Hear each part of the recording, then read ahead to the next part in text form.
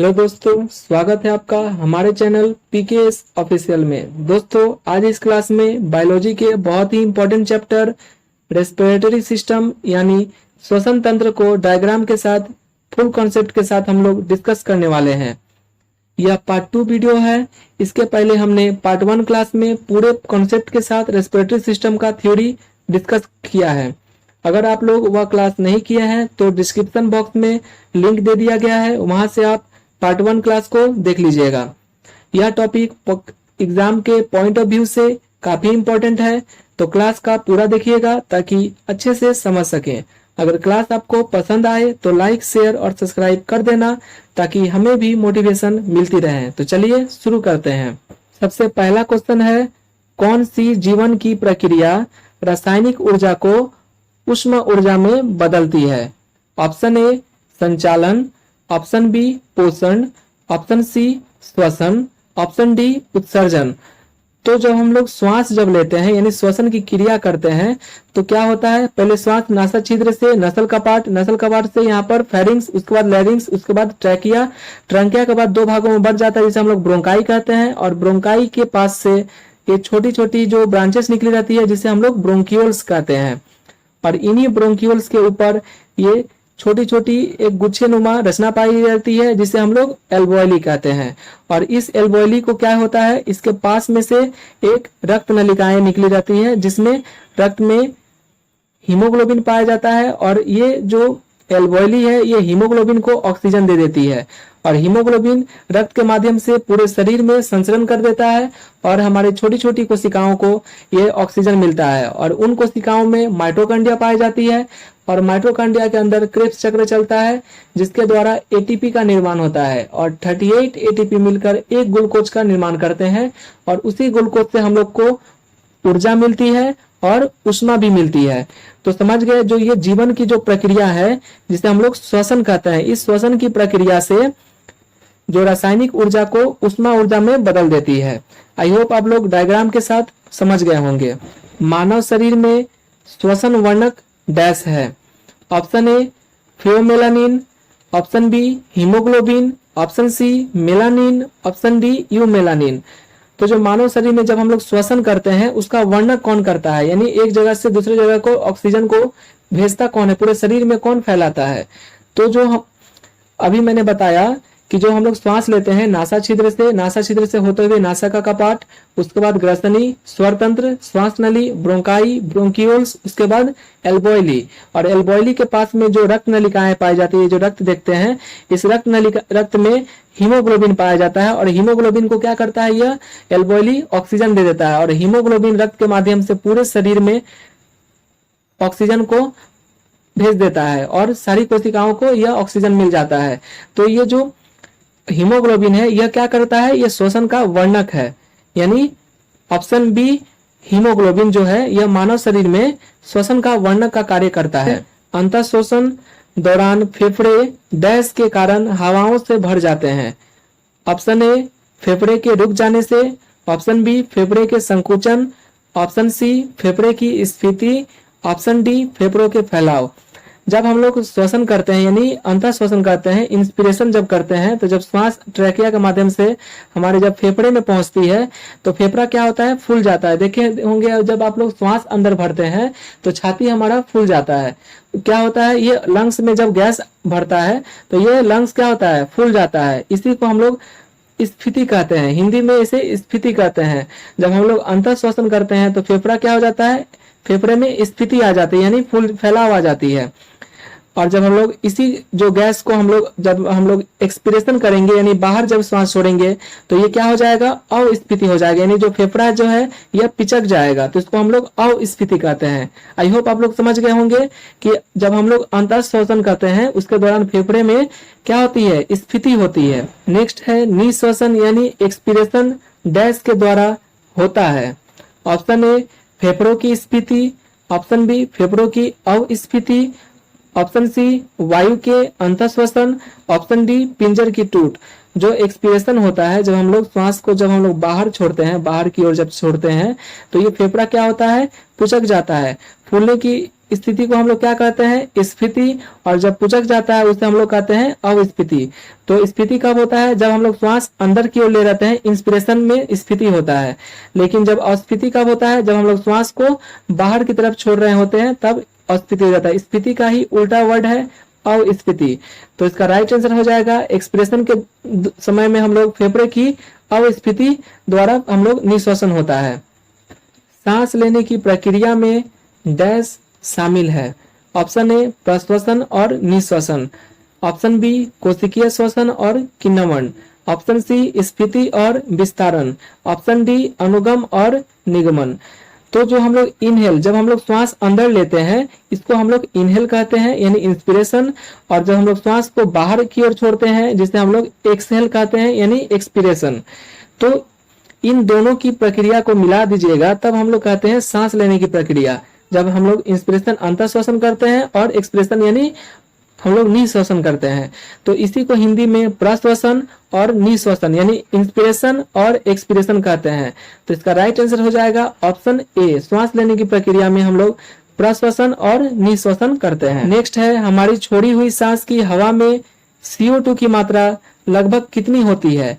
Option A 4%, option B 8%, option C 12%, option D 16%।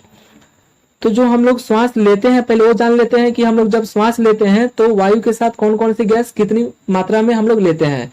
जब हम लोग श्वास लेते हैं तो क्या होता है, वायु में यानी हवा में ऑक्सीजन 21% पाया जाता है, कार्बन डाइऑक्साइड गैस यानी CO2 0.03% पाया जाता है और नाइट्रोजन 78% पाया जाता है। इन गैसों की मात्रा को हम लोग अंदर श्वसन में हम लोग लेते हैं। उसके बाद यहाँ पे क्वेश्चन पूछा है कि जो सांस छोड़ी हुई है उस हवा में जो CO2 की मात्रा होती है, जो श्वास छोड़ते हैं तब CO2 की मात्रा कितनी होती है। तो जब हम लोग लिए होते हैं श्वास उसमें CO2 की मात्रा 0.03% होता है और जब हम लोग श्वास को छोड़ते हैं तो 4.6% छोड़ते हैं। तो लगभग 4% हम लोग कार्बन डाइऑक्साइड गैस को छोड़ते हैं। आई होप आप लोग डायग्राम के साथ समझ गए होंगे। नेक्स्ट है, मनुष्य 1 मिनट में कितनी बार सांस लेता है। ऑप्शन ए 16 से 18 बार, ऑप्शन बी 20 से 25 बार, ऑप्शन सी 12 से 41 बार, ऑप्शन डी 70 से 72 बार। तो जो हम लोग श्वास अंदर लेते हैं और श्वास को जब हम लोग बाहर छोड़ते हैं, इन दोनों प्रक्रिया को हम लोग श्वास लेना कहते हैं। तो ये जो प्रक्रिया दोनों जो अंतःश्वसन और निश्वसन यह 1 मिनट में कितनी बार कर लेते हैं। तो इसका राइट आंसर हो जाएगा ऑप्शन ए 16 से 18 बार हम लोग 1 मिनट में श्वास लेते हैं। जलीय जीव का प्रमुख श्वसन अंग क्या है।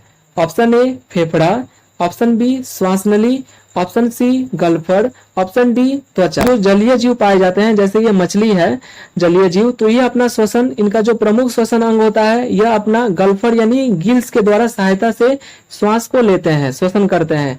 तो ये जो रेड कलर का दिख रहा है यही है गिल्स, इसे हम लोग हिंदी में गलफड़ कहते हैं। तो जो जलीय जीव होते हैं अपना श्वसन, उनका जो प्रमुख श्वसन अंग है वह गलफड़ यानी गिल्स हो जाएगा। तो इसका राइट आंसर ऑप्शन सी है। मेढक का प्रमुख श्वसन अंग क्या है। ऑप्शन ए त्वचा, ऑप्शन बी फेफड़ा, option C gills, option D ये सभी। तो जो मेढक होता है ये किन किन इनका जो श्वसन है वो कौन सा है, प्रमुख श्वसन अंग कौन कौन सा है। तो मैंने पार्ट 1 वीडियो में अच्छे से समझाया है कि जो मेढक होता है ये इनका प्रमुख श्वसन अंग क्या क्या है। तो जब ये मेढक जब जन्म लेता है तो ये इस मछली के भांति ये पूंछ के दिख रहे हैं, इसके भांति यह दिखता है। हम लोग जब जल में देखते हैं इसको तो ये मछली की भांति दिखता है, लेकिन यह मेढक का बच्चा होता है जिसे हम लोग टेडपोल कहते हैं। इस जन्म लेने के वाले जब ये अवस्था में रहता है, जन्म लेता है, इस अवस्था को हम लोग टेडपोल कहते हैं। और जब ये टेडपोल अवस्था में जो जल में तैरते रहता है तो ये अपना जो श्वसन है यह गिल्स के द्वारा लेता है यानी गलफड़ की सहायता से लेता है। यही मेढक जब बड़ा हो जाता है, जब मेढक बन जाता है, तब ये अपना श्वसन लंग्स से लेता है यानी फेफड़े से लेता है। उसके बाद यही मेढक जब जमीन के अंदर जब निश्वसन यानी जब निष्क्रिय अवस्था में जब चला जाता है तो ये अपना जो प्रमुख श्वसन अंग किसे करता है, ये अपने त्वचा यानी जो स्किन है इसका, ये स्किन से श्वास को लेता है। तो मेढक जो है ऐसा जीव है जो ये तीनों विधियों द्वारा श्वास को लेता है। आई होप आप लोग समझ गए होंगे। तो इसका राइट आंसर हो जाएगा ऑप्शन डी, ये सभी, यानी जो मेढक है त्वचा से भी, फेफड़ा से भी और गिल्स यानी गलफर से भी श्वास लेता है। कीट पतंग के प्रमुख श्वसन अंग क्या है? ऑप्शन ए त्वचा, ऑप्शन बी गलफड़, option C trachea, option D फेफड़ा। तो जो इंसेक्ट होते हैं यानी कीड़े मकोड़े होते हैं, ये इनका जो प्रमुख श्वसन अंग क्या है?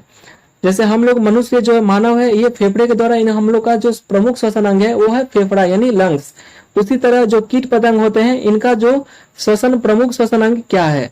तो जो कीट पतंग होते हैं ये ट्रेकिया के माध्यम से अपना श्वसन करते हैं। तो ये जो देख सकते हैं ये चित्र में दिया गया, ये ट्रेकिया है, जो इसको हम लोग हिंदी में श्वास नली कहते हैं। इसी के द्वारा ये आप लोग श्वास को लेते हैं। तो इसका राइट आंसर हो जाएगा ऑप्शन सी, ट्रेकिया यानी श्वसन नली के द्वारा कीट पतंग जो इंसेक्ट होते हैं ये अपना श्वास ट्रेकिया के माध्यम से लेते हैं। किस अंग के पास ओलाफैक्टरी लोब पाया जाता है?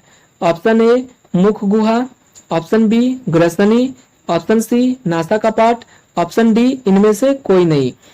तो जो ओलाफैक्टरी लोब है यह कहाँ पाया जाता है? तो जो ये नासा कपाट आप लोग देख रहे हैं जिसे हम लोग नजल कैविटी कहते हैं, इसी के साइड में एक येलो कलर का आप लोग को दिख रहा है। ये जो येलो कलर का जो ग्रंथिया टाइप का दिख रहा है इसे हम लोग ओलाफैक्टरी लोब कहते हैं। ये जो ओलाफैक्टरी लोब ये क्या कार्य करता है? तो हम लोग जो सुगंध लेते हैं, जो गंध लेते हैं, स्मेल जो लेते हैं, जो सुगंध है या दुर्गंध है, इसका एहसास कौन कराता है? तो ये ओलाफैक्टरी लोब जो है यही इसका एहसास कराता है। तो इसका कार्य समझ गए कि इसका कार्य क्या है और यह कहाँ पाया जाता है? तो ये नासा कपाट के साइड में पाया जाता है। तो इसका राइट आंसर हो जाएगा ऑप्शन सी, नजल कैविटी यानी नासा कपाट। फेफड़े में वायु कोष्ठक जिसे इंग्लिश में एल्वोयली कहते हैं वह कहाँ पाया जाता है? Option A bronchi, option B bronchioles, option C trachea, option D इनमें से कोई नहीं। तो जो फेफड़े में जो एल्वोयली होता है वो कहाँ पाया जाता है? जब हम लोग श्वास लेते हैं तो ये नासा छिद्र से होते हुए फेरिंग्स, लैरिंग्स, उसके बाद ये ट्रैकिया में जब प्रवेश करता है, ये ट्रैकिया है, इस श्वास वाइंड पाइप में जब प्रवेश करता है श्वास तो ये दो भागों में बढ़ जाता है जिसे हम लोग ब्रोंकाई कहते हैं। और ये ब्रोंकाई के पास से एक ब्रांचेस निकली रहती है जिसे हम लोग क्या कहते हैं? ब्रोंकियोल्स कहते हैं। और इन्हीं ब्रोंकियोल्स को यहाँ पर जूम करके यहाँ पर ये दिखाया गया, ये ब्रोंकियोल्स है। और इन्हीं ब्रोंकियोल्स के सिरे के ऊपर एक गुच्छे नुमा रचना पाई जाती है जिसे हम लोग एल्वोयली कहते हैं। और ये एल्वोयली तब कहाँ पाया जाता है? ब्रोंकियोल्स जो होता है इसके सिरों पर। आई होप आप लोग समझ गए होंगे। एल्वोयली का कार्य क्या करता है? ऑप्शन ए गैसों का विनिमय का कार्य, ऑप्शन बी फेफड़ों की सुरक्षा का कार्य, ऑप्शन सी ये दोनों, ऑप्शन डी इनमें से कोई नहीं। तो जो ये एल्वोयली है इसका क्या कार्य है? आप लोग समझ गए एल्वोयली कहाँ पाया जाता है? तो जो ब्रोंकियोल्स होता है इसके सिरों पर पाया जाता है। अब यहाँ पर एल्वोयली के पास में रक्त नलिकाएं पाई जाती हैं और इस रक्त नलिकाओं में रक्त में हीमोग्लोबिन पाया जाता है। और इसी हीमोग्लोबिन क्या करता है? एल्वोयली क्या करता है? ऑक्सीजन को यहाँ पर हीमोग्लोबिन को दे देता है। और हीमोग्लोबिन रक्त के द्वारा पूरे शरीर में हमारे बॉडी में संचरण कर देता है और वहां से कोशिका को ऑक्सीजन भेज देता है। और कोशिका में माइटोकॉन्ड्रिया पाई जाती है जिससे ऑक्सीजन को लेकर क्रेब्स चक्र चलाती है, जिससे हमें एटीपी का निर्माण होता है और उस एटीपी से ऊर्जा की प्राप्ति होती है, जो ग्लूकोज बनता है और उससे ऊर्जा प्राप्ति होती है और उष्मा का प्राप्ति होता है। और वहीं से जो कोशिका है तो वहां से CO2 लेकर ये हीमोग्लोबिन को देता है और हीमोग्लोबिन वापस आकर ये एल्वोयली को CO2 दे देता है। और ये एल्वोयली क्या करता है? ब्रोंकियोल्स के सहायता से यहाँ पर ब्रोंकाई में जाते हुए ये ऊपर ट्रैकिया से जाते हुए निःश्वसन यानी श्वसन को बाहर त्याग देता है। तो जो एल्वोयली का कार्य हुआ यह ऑक्सीजन को हीमोग्लोबिन में देना और हीमोग्लोबिन से CO2 को वापस लेना। तो यानी गैसों का जो एक्सचेंज है, गैसों का विनिमय का कार्य करता है कौन? एल्वोयली। तो एल्वोयली किसका कार्य करता है? गैसों के विनिमय का कार्य करता है। आई होप आप लोग डायग्राम से पूरे अच्छे से समझ गए होंगे। वॉइस बॉक्स किसे कहते हैं? Option A pharynx, option B larynx, option C trachea, option D none of the above. जो वॉइस बॉक्स होता है वो किसे कहते हैं? वॉइस बॉक्स को हिंदी में हम लोग कहते हैं स्वर तंत्र। जो यहाँ पर लैरिंग्स देख सकते हैं, इसी को हम लोग वॉइस बॉक्स कहते हैं, इंग्लिश में इसे लैरिंग्स कहते हैं। इसे हम लोग वॉइस बॉक्स के नाम से भी जानते हैं, जिसे हमारा जो आवाज निकलता है, जो कंपन होता है, ध्वनि कंपन होता है, इसी के द्वारा यहाँ से आवाज निकलता है हम लोग का, जिसे हम लोग लैरिंग्स यानी स्वर तंत्र कहते हैं, और इसे वॉइस बॉक्स के नाम से भी जाना जाता है। तो इसलिए लैरिंग्स जो होता है इसे हम लोग वॉइस बॉक्स भी कहते हैं। आई होप आप लोग समझ गए होंगे। लास्ट और अंतिम प्रश्न है, म्यूकस नामक चिपचिपा द्रव कहाँ पाया जाता है? ऑप्शन ए नासा छिद्र में, ऑप्शन बी नासा कपाट, ऑप्शन सी ग्रसनी, ऑप्शन डी इनमें से कोई नहीं। तो जो म्यूकस होता है, ये जो नासा कपाट आप लोग देख रहे हैं, जो हड्डी एक लंबी हड्डी पाई जाती है जिसे हम लोग नजल कैविटी कहते हैं, इसी नासा कपाट के पास में यहाँ पर साइड में क्या होता है, एक म्यूकस नामक चिपचिपा द्रव पाया जाता है जिसे हम लोग म्यूकस कहते हैं।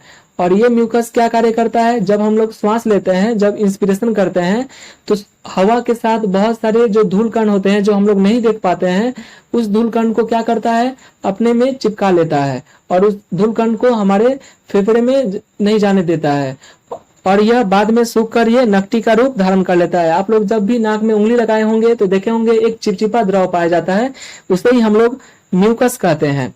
तो म्यूकस आप लोग समझ गए क्या कार्य होता है और यह कहाँ पाया जाता है। तो म्यूकस जो होता है नोजल कैविटी यानी नासा कपाट में पाया जाता है। तो दोस्तों देख रहे हैं ना आप लोग डायग्राम के साथ कितने अच्छी से आप लोग समझ पा रहे होंगे। मिलते हैं नेक्स्ट वीडियो में, तब तक के लिए जय हिंद।